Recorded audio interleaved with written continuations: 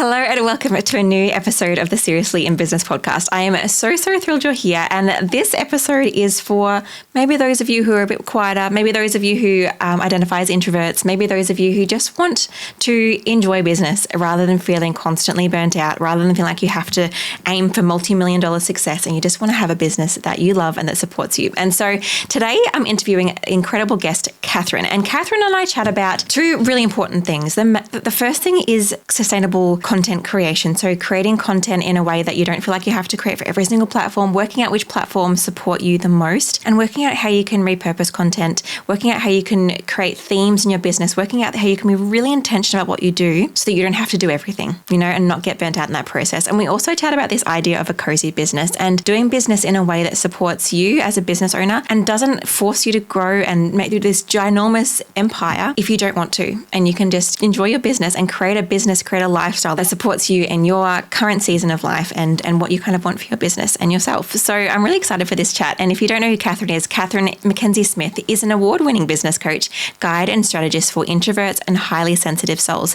She's an ideas alchemist and the host of Emerge and Expand podcast. Through her one-to-one membership, group programs, and the brand new Secret Introverts business membership, Katherine supports gentle leaders to create successful, sustainable, cozy businesses through their own innate wisdom and strength without feeling like they have to change who they are. So I'm so excited to introduce you to Katherine. Let's dive in.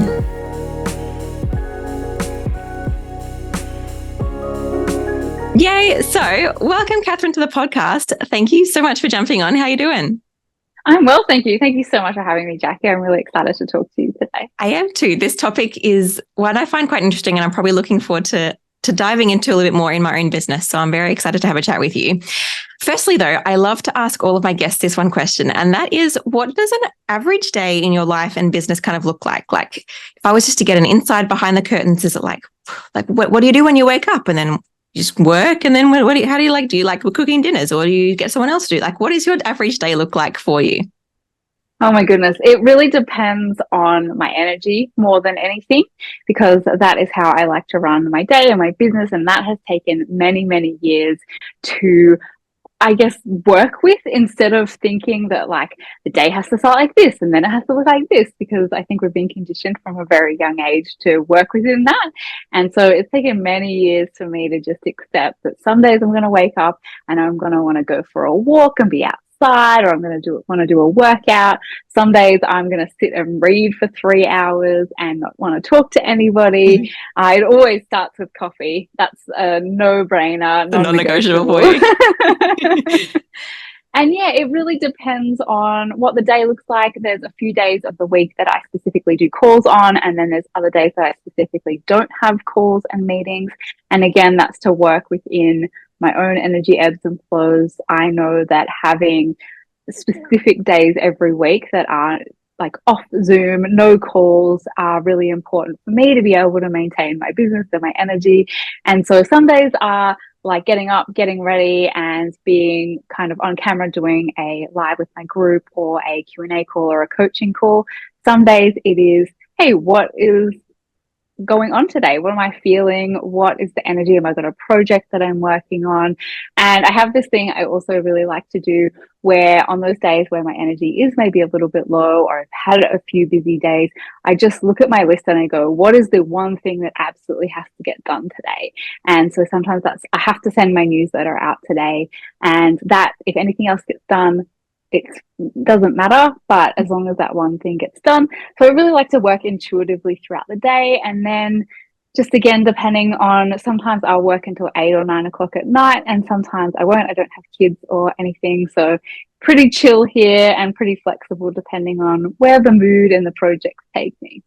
Oh, thank you for that insight. I feel like that's a good little, almost a bit of a segue to some of our conversations we'll have in this episode as well. So thank you for sharing. And yeah, I love the fluidity of it, and the fact that you can do that, because you don't have kids that are like, I need dinner right now. It's 6 o'clock or 5:30, whatever it is. Okay, just me thinking about food, if I remember. Yeah, if you remember, those are the days. Cool. Okay, so now we've got to peek into your everyday life. What has been your overall business journey like? Like, have you always had your own business? Have you worked somewhere else? Like, what has been your journey to getting to the point where you're at now? Oh my goodness, it feels like such a big story, but really it is that I have been in business for 10 years next year, so quite a Same. long time. Yay! We should have a big party. But before that, I worked in television for almost 10 years, so all my 20s pretty much. And I worked on various different shows that everyone will know quite well in lots of different departments. So I was on set quite a bit at the beginning of my career, and I worked in post production, so the editing and putting everything together to distribute it towards the end of my career. And that was a very interesting time in my life. And that sort of transitioned me into starting a blog because I moved interstate and wanted to keep in touch with my family. And then it was just one of those weird timing things that I was blogging around the time that the online business coaching thing just really picked up.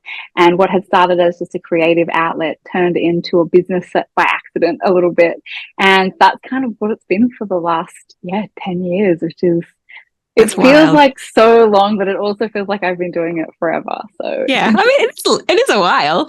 Yeah. I love that background too. I didn't know that about you. Is that kind of why, like, I know you have a YouTube channel as well. Is that kind of like a little bit of harkening back to that kind of your previous experience and that kind of world? A little, sort of, I guess. I did realize a few years ago that one of the things in terms of creating content and the way that I think about content is definitely Yeah. from my background. I have a Bachelor of Mass Communications and Media and Communication, so I literally qualified in it. And it only occurred to me about a year or two ago that this thing that feels easy to me, that I know a lot of my people struggle with in terms of creating content, actually is a natural thing for me because I've just always been doing it. So yeah, my YouTube channel doesn't have the beautiful production quality that yours does. Yours is amazing. I'm so excited for how that's taken off. It's more of just like get the ideas up and out. But I Yeah. always worked in like the producer side of things, so I'm more about like the storytelling and that than the technical aspects, I guess, of That's creating a so cool. YouTube channel. Yeah, amazing. Okay, I'm going to shift my questions up now because you provided me with a great segue here of content and creating that, especially for those people that like, who would you say like you help the most in your business, the kind of person that you love helping, just to kind of give everyone a baseline before we dive into this? Great question. So I work mostly with introverted and more highly sensitive people, people who I guess have often felt like their experience in the world and the way that you're supposed to do things, whether that's how you show up in your business, how you show up socially, is not necessarily the way that we've been taught to do it. So that seems to be a thing. It started as working exclusively with more introverted people because of being an introvert myself, because of the struggles and the things that I talk to so many people about in terms of being introverted. It has expanded a little bit over the years as more conversations have started to come out about neurodiverse people and the way that our brains work. I work with a lot of people who deal with chronic illness. It's a lot of it comes back to the way that we've been taught to work and show up in that 9 to 5 grind hustle life, and how that doesn't work for many, many people. So they're the people that I guess I work with the most. Cool, amazing. All right, that's really great. I'm so excited to dig into this more around. But we're going to do 2 parts to this podcast. So I want to talk to you first is about the content, because we kind of talked on that a little bit. You talk about creating like an ecosystem of content. Could you describe what that is and how we can kind of create that and make it easier in our businesses, I guess, to do content? Yeah, so this is so great that you're asking this, because we literally just had a conversation on my group call this morning about it. This idea of churning out content, because I guess that's a big message in the online business world, especially in the marketing, Instagram, that kind of world. And the fact that for most people, or for a lot of people, they're working kind of on their own. And this is adding a huge burden to an already endless to-do list. And at the end of the day, it coming back to what is the main reason for why you're creating this content. So a conversation that we had this morning was this idea of like, I'm trying to do a weekly blog post and it is already starting to burn me out. And the reality is that for many people, until you have a system set up where you have people actively coming to your website every single week, or your YouTube channel or your podcast, whatever that might be, churning out heaps and heaps of content is absolutely a huge amount of time for not that many people to see. So the way that I think of the content ecosystem is taking ideas from the way that, you know, the online business and marketing world talks about content in terms of create pillar content, repurpose that content into social media posts, into your newsletter, you know, reusing, repurposing that. But it's really actually about coming to the deeper level of like, what is it that people need to hear from you on their point of the journey? So if you're thinking about someone that coming in at different points along that journey, but how do you bring them through that journey so that they are feeling seen and accepted and understood every step of the way? There is always going to be a tiny percentage of those people who end up working with you. There's going to be a huge chunk of people in the middle who consume your content and maybe dip in and out of things every now and again. And there's going to be a bunch of people who love everything that you do and look at it and they never buy from you ever. And I don't think about my business as like people who I'm trying to win as customers and clients. I think of it as an ecosystem that every person in my community has a role to play, and my content being one part of that. So it's, yeah, what is the big message that you're trying to convey, and how can you communicate that in pillar content, like really crucial key things that are the core of your message, that are the things that people are searching for, that they are going to come across no matter where, in, you know, how many years pass, and they come into it and they go, oh, this is exactly what I needed right now. And then using that and pieces of that to share and disseminate across however many other platforms you're on, instead of thinking like, oh, today I have to write my 50,000th blog post for the year. I also have to write, a separate newsletter. Oh, now I need to be posting on social media. Of course, everyone's burnt out when they're thinking about it as all separate pieces of content, instead of like, today I'm talking about this, and then I'm going to take that and I'm going to put that in my newsletter and share it, and then link people back to where they can find out more about it. Today, I'm going to post about it. I'm going to put an image on Instagram, and I'm going to link people back to where they can read more or dive in more to that. And that being the ecosystem of people are always moving through it. How can they get that information in whatever format works best for them? Okay, probably a bit of a breakdown of it. That's so good. I like that. I like that different way of thinking, and I think like you're so right. It's such a big burning out point for, honestly, most business owners, especially ones that don't have a giant team working for them. And even the ones that do, like as a business owner, you've still got to be the person hopefully giving most of that initial top level thoughts anyway. Yeah, I find that so interesting because I've just gone through the first trimester of pregnancy. I was like so low in all my energy, and pretty much everything in unessential was cut out. One of them things was my social media. Next was YouTube. Next was my podcast. I was just like, I can't do any of these things. And as I've been coming back into it, it's been interesting for me to kind of pay attention to what didn't get missed, what can I do less of, and how can I do this more efficiently. And so for me, it's been, I'm cutting back 1-2 videos a month on my YouTube.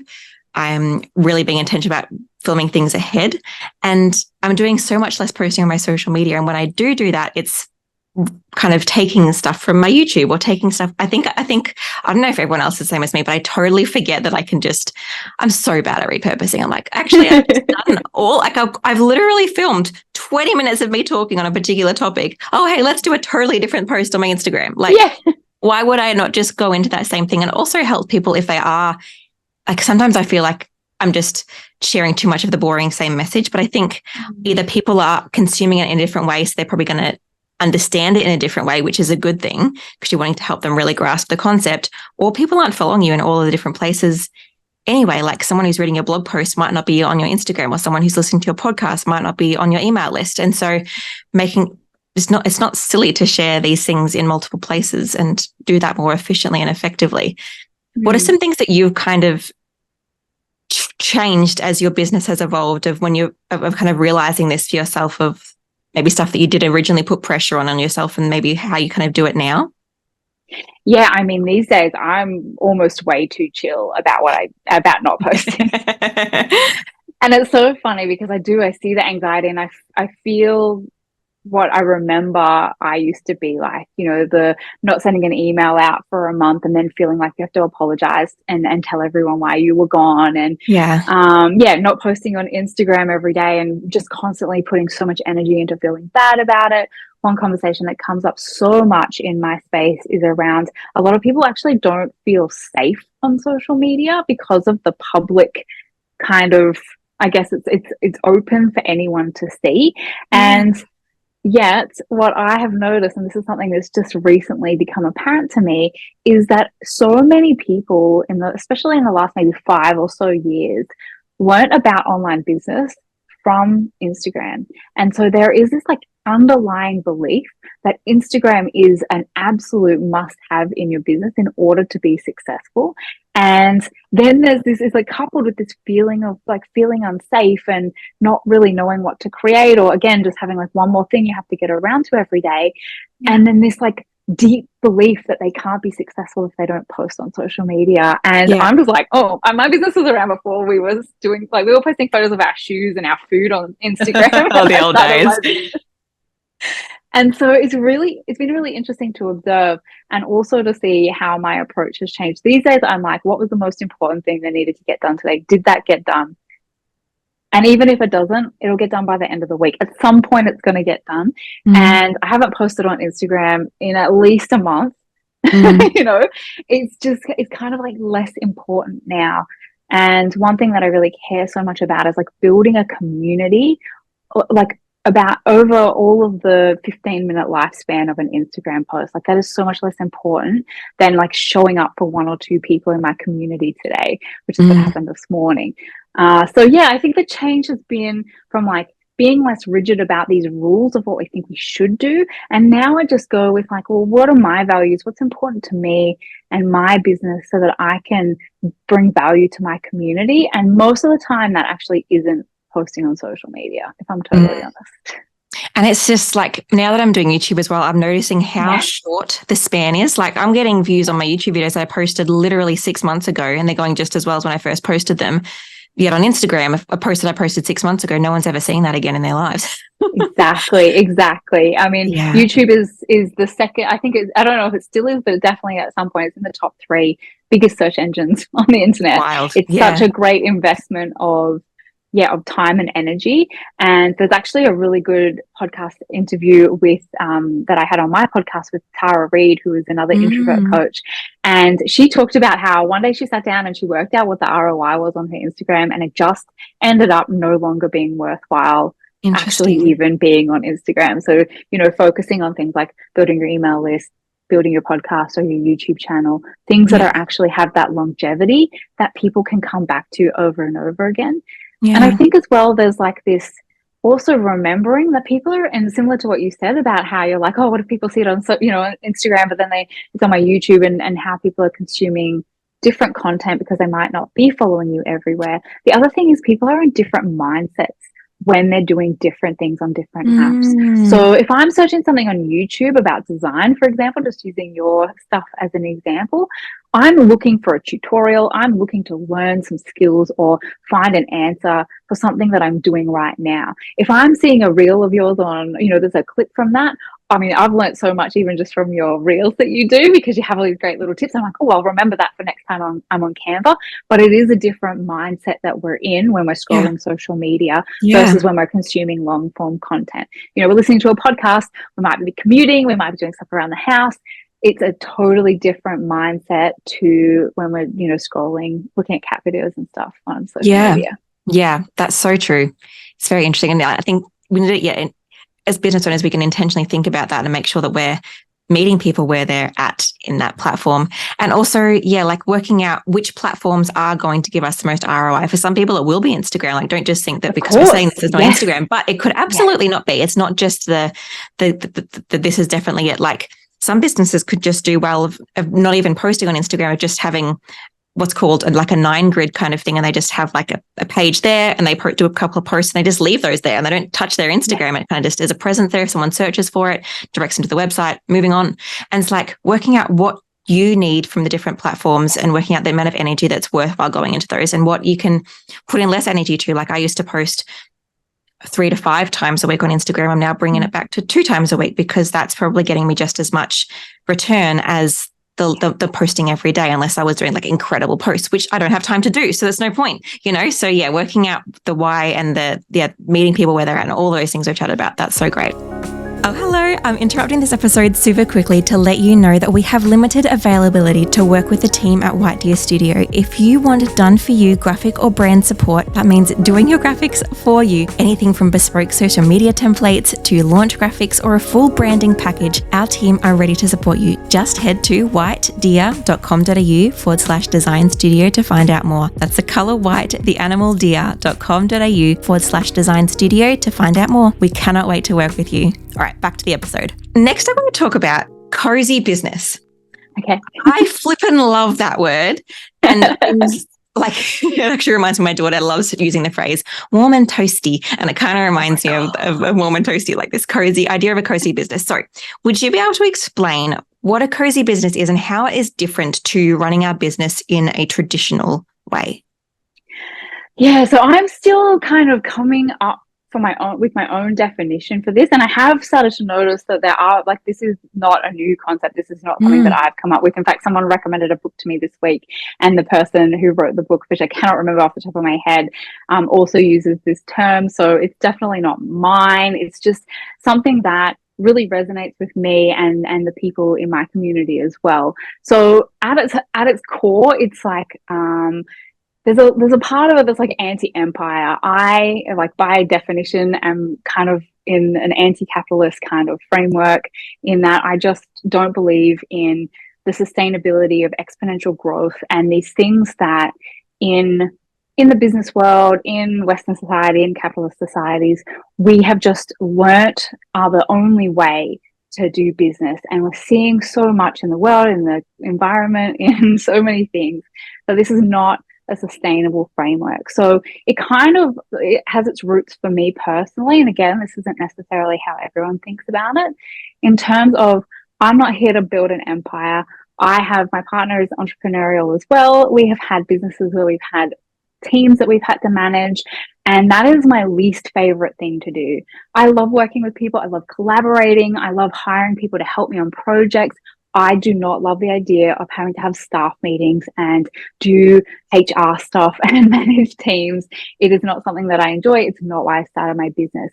And so a part of it is like this idea, this like solopreneur business, this cozy business that isn't about, I'm trying to build a huge big team, I'm trying to take over the world. I'm actually so not interested in, even the 7-figure business and all of that. It's totally fine that there are other people out there. The same as what you said about Instagram. There's people out there who build incredible businesses just on Instagram. Amazing. There are people out there who the building of an empire and supporting other people by giving them jobs and things. That's amazing also. I love that.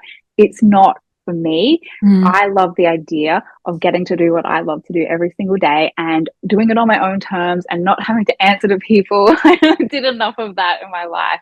So there's a little bit of that in it, but it is also, I guess the impact that we have on the world. And that for myself, I'm a super introverted person, even though it might not seem like it. And I love the kind of, the vibe, I guess, that I'm trying to create in my business and in the community that I'm in.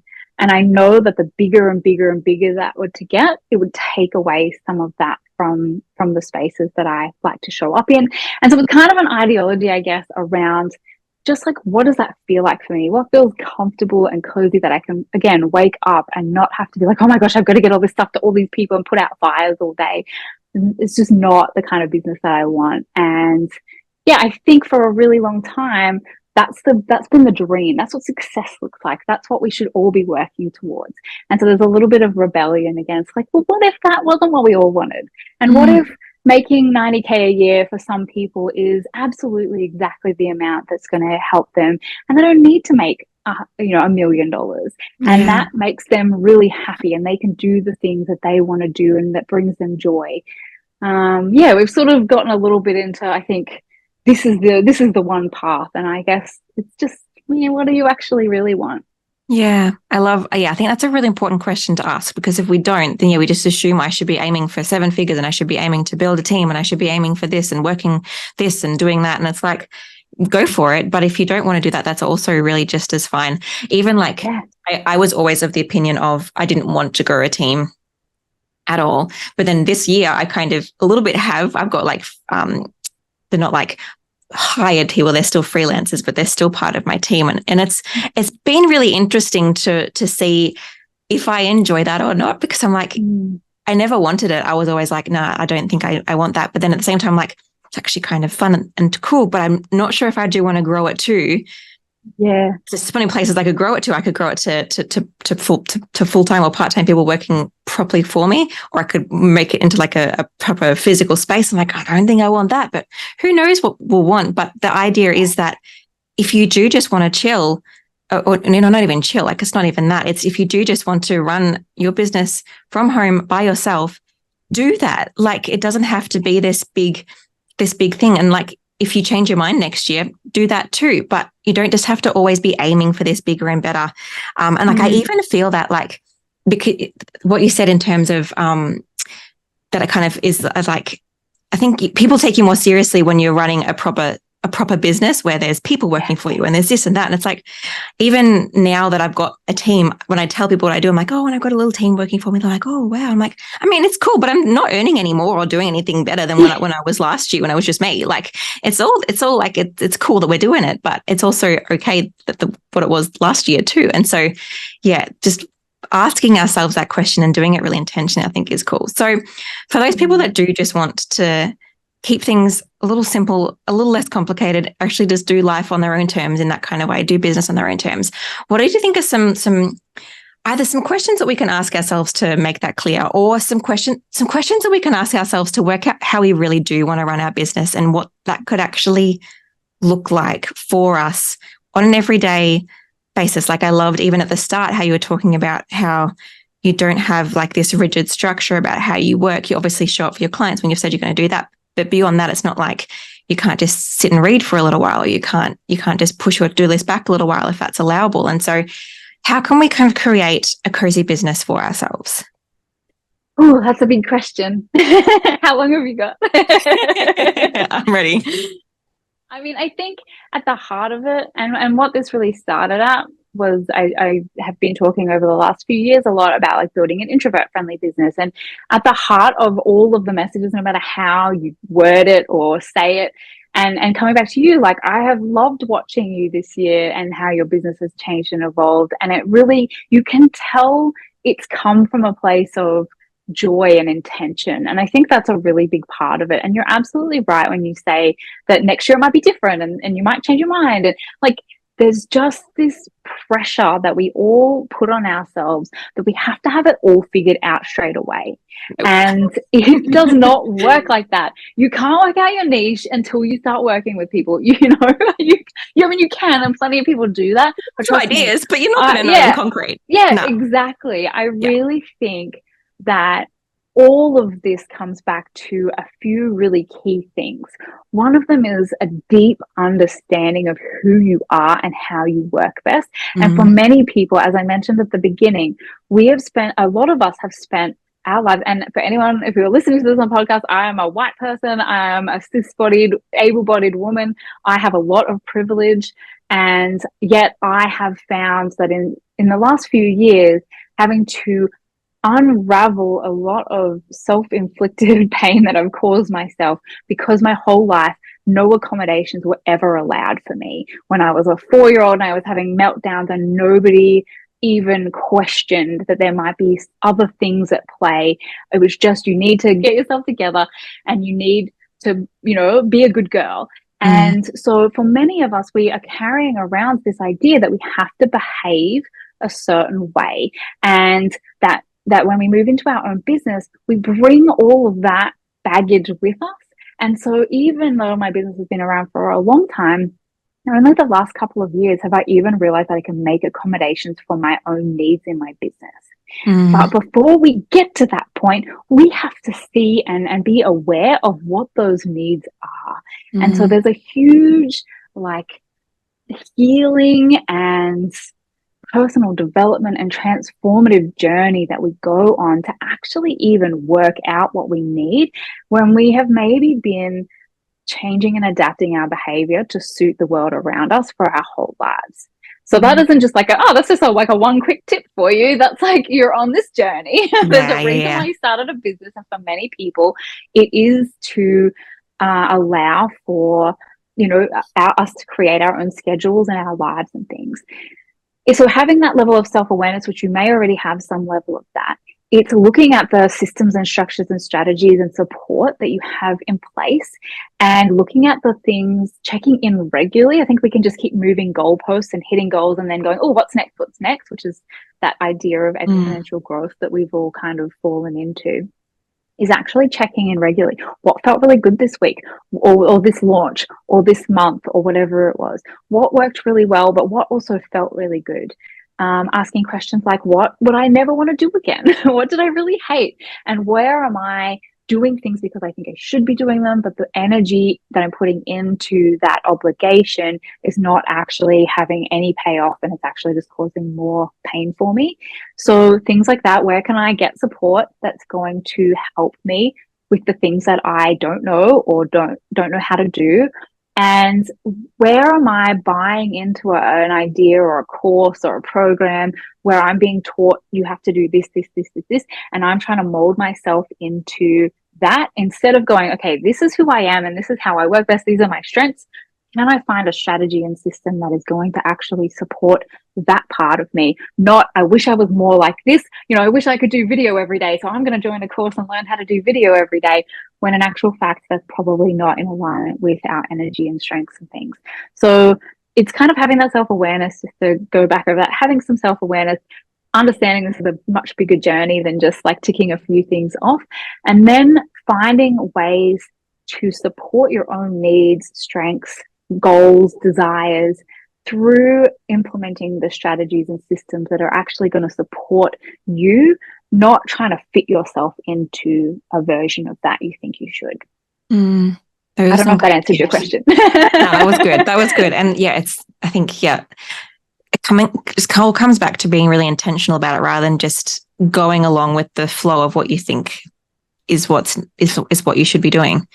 Yeah, those shoulds, and just kind of reassessing everything. I love those questions you shared to ask, of like working out like, did I hate that or did I love that, and can I do more of that thing or can I do less of this thing? And what we've been talking about with the ecosystem of the content, of working out like what's actually helping your business to grow rather than what are you just doing because you should be doing it. Are there any other ways like that you've put into your business of just things that just support you? So beyond what you've already mentioned in terms of like, if you're not feeling the energy, you might just do something a little bit different today. Or what are some other things that you do in just your everyday business life that people that want to slow down a little bit or want to be more intentional a little bit could take as some ideas if that fits for them? So one thing I think that is I'm always being reminded of is when I'm sitting here at the computer, like trying to force out an idea or force something, to make sense for me in terms of I'm trying to plan something, or I've got an idea that I just can't work out what I want it to look like. I will sometimes sit here for hours and hours and hours and just get more and more frustrated. The second that I walk away and go and do something else, it almost always becomes really clear. And so I think that is actually a really helpful thing in terms of sometimes sitting at the desk, forcing yourself to do work is it feels counterintuitive to go and have a nap, to go for a walk, to go and catch up with someone, to do something outside of like pushing this work out. And so often when we create that space for ourselves, that's when the answers come that we've been looking for. So that is something that I do as often as possible. And anytime I'm starting to feel that like frustration bubbling of like, why can't I just figure this out? Usually the best time to step away. Some other things that I do, this is one that I really love that I've just started sharing a little bit more around, is actually figuring out, and this comes back to the content and everything we've talked about so far as well, so hopefully it's helpful, is actually going, okay, what is my focus for the month? So am I focusing right now on telling people about my one-on-one services? Am I building up to a launch of my membership? Am I focusing on getting the podcast back up and running? What is my actual main focus right now and why? What is my visibility focus right now? And so sometimes I will run ads. Sometimes I will get on a bunch of podcast interviews, like actually having intention about what it is that I'm doing so that I can kind of almost just see like, if you're trying to do everything at the same time, that just freaks us all out and overwhelms us. And so one thing I've really started to intentionally do is go, okay, I'm going to focus on this. And then at the end of the month, I'm going to check in. I'm going to see what went really well. Same thing. And that's my visibility focus. And then the third one that I've just added is like, what's my community focus? So am I growing my list? Am I supporting my affiliates? Am I moving and creating a new community, which is something that's happening at the moment? There's big transitions happening in my business. And then what can I do to support my community better? And so there are some things that aren't about money at all, as you might have noticed. There's no, like, it's actually focusing on the bigger mission, vision, and values behind the work that I'm doing. And what I have found in that is that the money always comes. It always follows when it's coming from that place, and it's not the key focus of every single decision that I'm making in my business. And anytime that starts to become the energy, that's usually when everything starts to dry up for me. So that's me personally as well. But that's something that I love to do. And when I start to feel like scattered or like I'm sort of trying to decide what to do next, I come back to that focus and I go, what did I say was the focus for the month? Is that still the focus? Because sometimes it changes.